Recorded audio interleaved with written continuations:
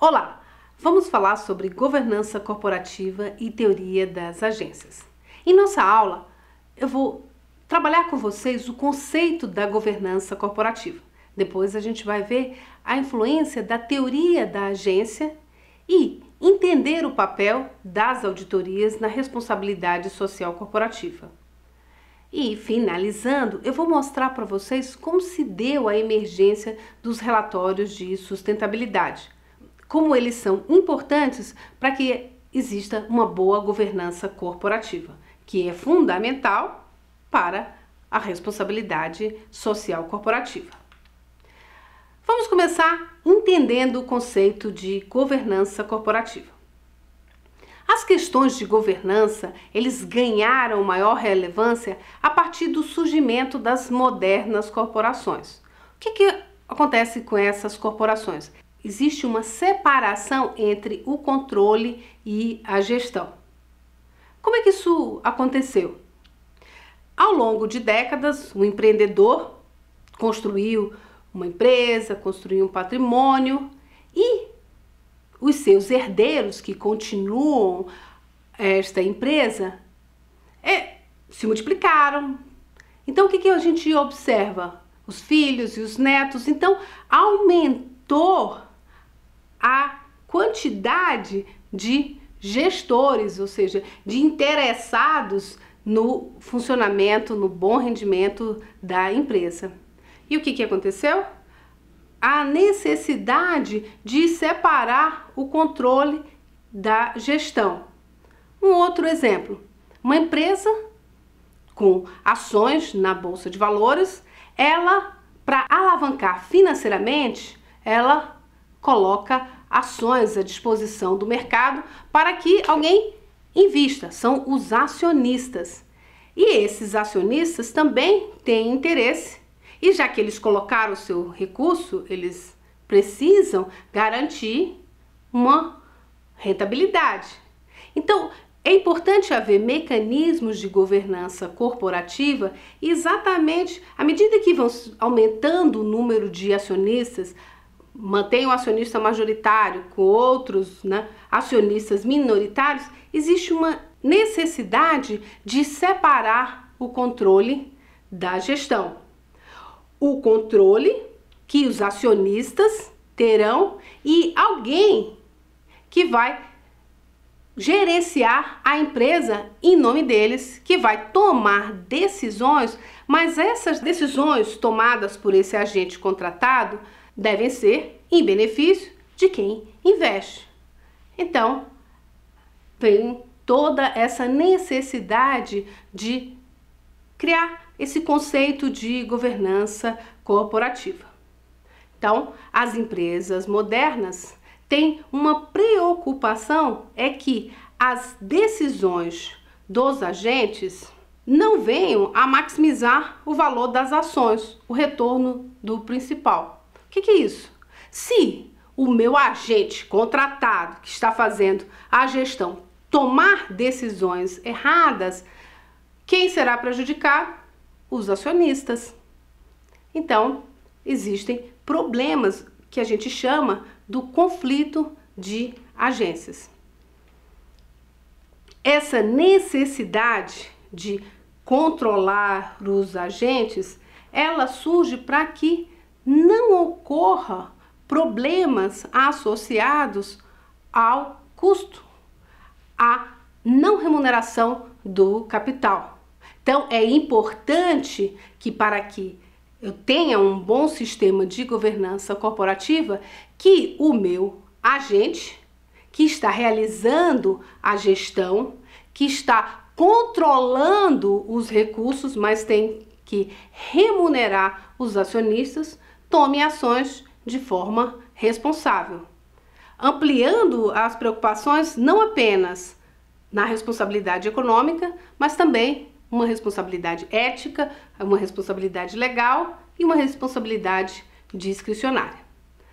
Vou mostrar para vocês um esquema que facilita bastante a compreensão dessa questão dos problemas de agência dos gestores e da governança corporativa.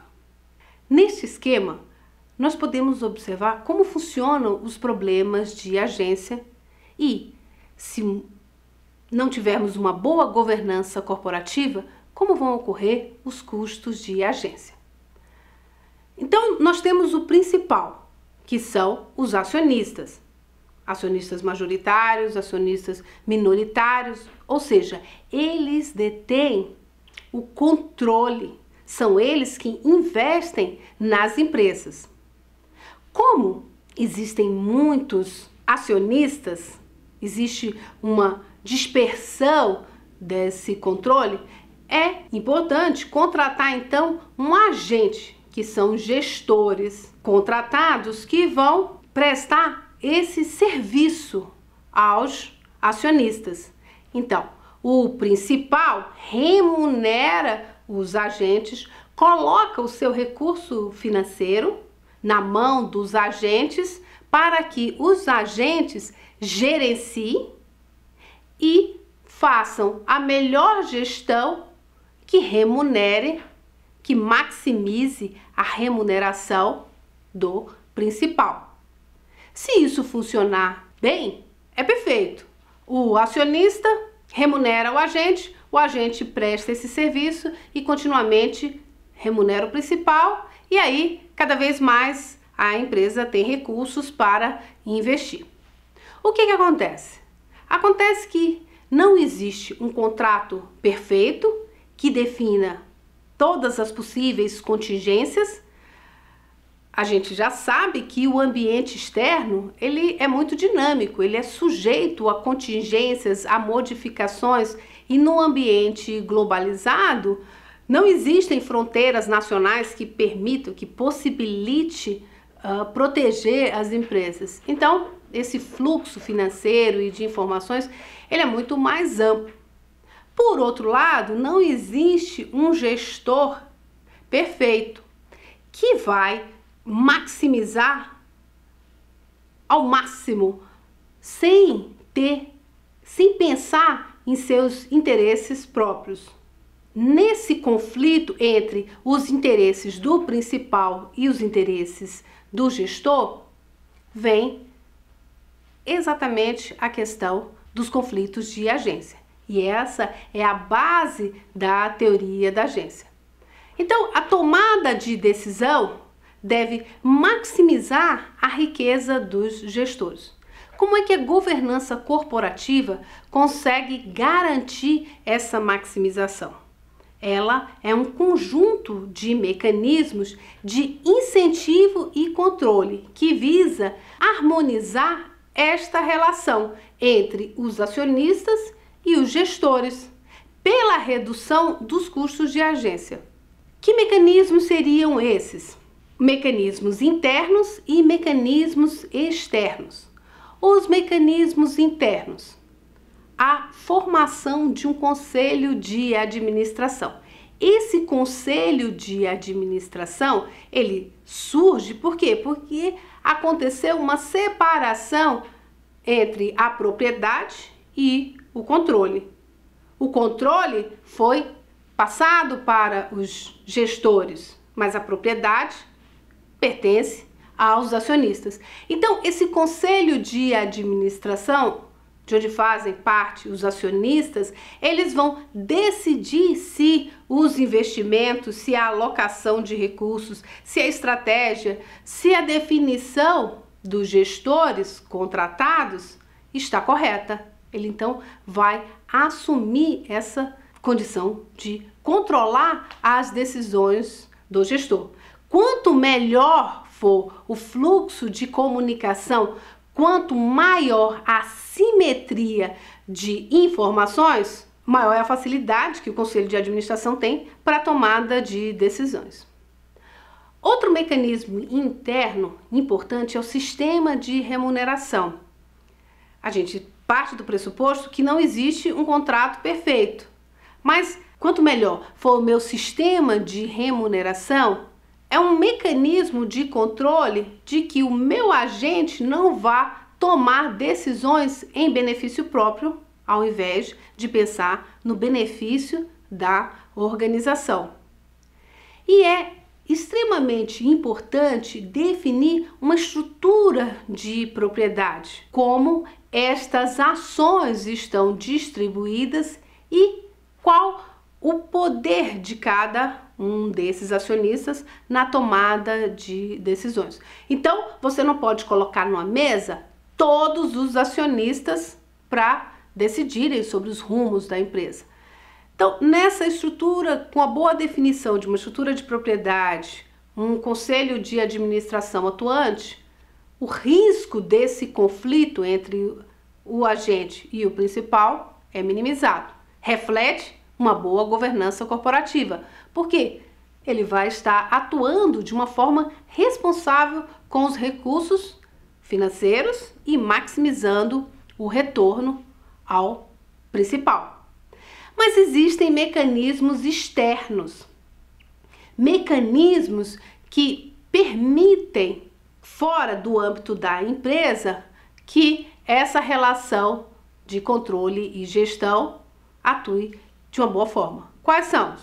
O mercado de aquisição hostil, o mercado de trabalho competitivo, os relatórios contábeis periodicamente fiscalizados. Ou seja, é importante que haja a simetria de informações, mas é importante também haver mecanismos regulatórios. Veja o seguinte, o capital, o fluxo de capital, quando a empresa lança as suas ações, ele pode vir de diferentes partes, diferentes países, ou seja, os países, eles precisam atrair capital externo para investimento nas suas empresas, ou seja, para alavancar o crescimento.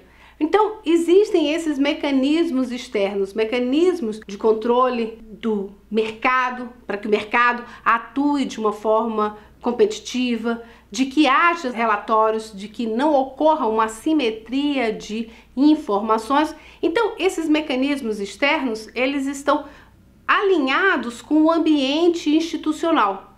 Quanto mais claro são as regras, as normas e o ambiente cultural e cognitivo onde a empresa atua, melhor a governança corporativa e diminui os riscos dos conflitos de agência.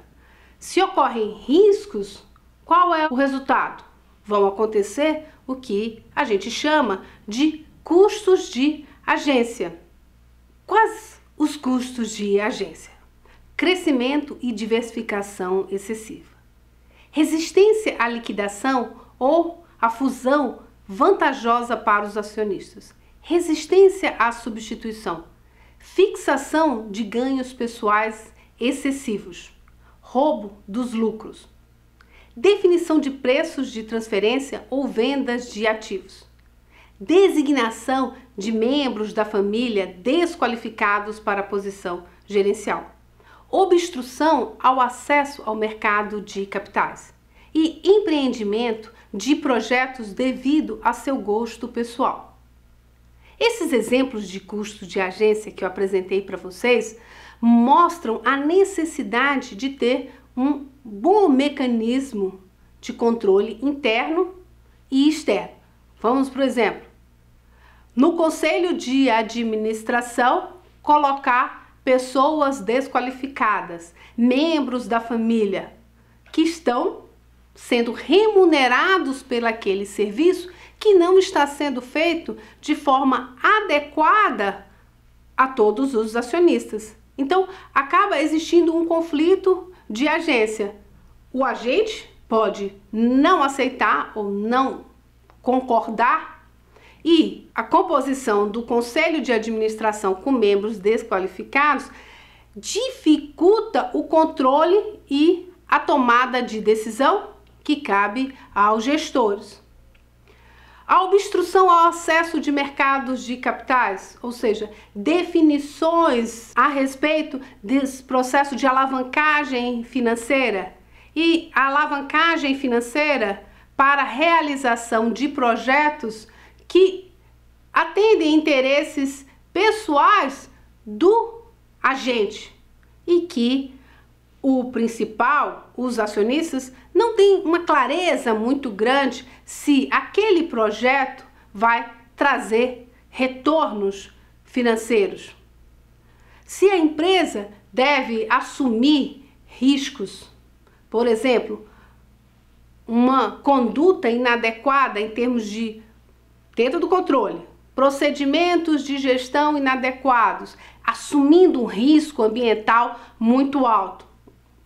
Esse risco ambiental pode levar a acidentes. Acidentes vão refletir no retorno e ter um conflito. Pode os agentes tomarem decisões que venham a colocar o risco do investimento dos acionistas do principal. Então, os mecanismos de governança corporativa, eles devem funcionar de forma a reduzir a existência desses custos de agência, para haver um melhor controle entre o relacionamento entre o agente e o principal. Nesse contexto, a responsabilidade social corporativa é extremamente importante para equilibrar esses mecanismos.